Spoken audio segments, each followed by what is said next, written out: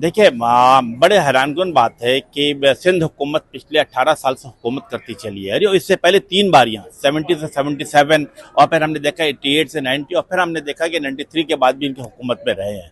लेकिन मेरिट कहीं नजर नहीं आता सिंध हुकूमत के साथ। सिंध पब्लिक सर्विस कमीशन एक करप्ट और नाअहल अदारा साबित हो चुका है। आम जो जिसे कहते हैं कि वो तमाम नौजवान जो लड़काना में रहता हो, बदीन में रहता हो, कराची में रहता हो, हैदराबाद में रहता हो, उसके हकूक सलब किए जा रहे हैं। हो क्या रहा है कि जो वजीर है, जो मुशीर है, जो ब्यूरोक्रेट्स है, उसके बच्चों को पता नहीं कैसे पास हो जाते हैं और आम नौजवान जो लड़काना में, बदीन में, नौशेरो फिरोज में, खैरपुर में, लियाकताबाद में, न्यू कराची, औरंगी टाउन में रहता है, ये बच्चे पास नहीं होते। तो यकीनन जिसे कहते हैं करप्शन मौजूद है, फेवरेटिज्म मौजूद है, निपोटिज्म मौजूद है। सिंध हुकूमत को चाहिए और बिलखसूस मैं समझता हूँ मुख्तलिफ हल्के से मैं अपील करूंगा।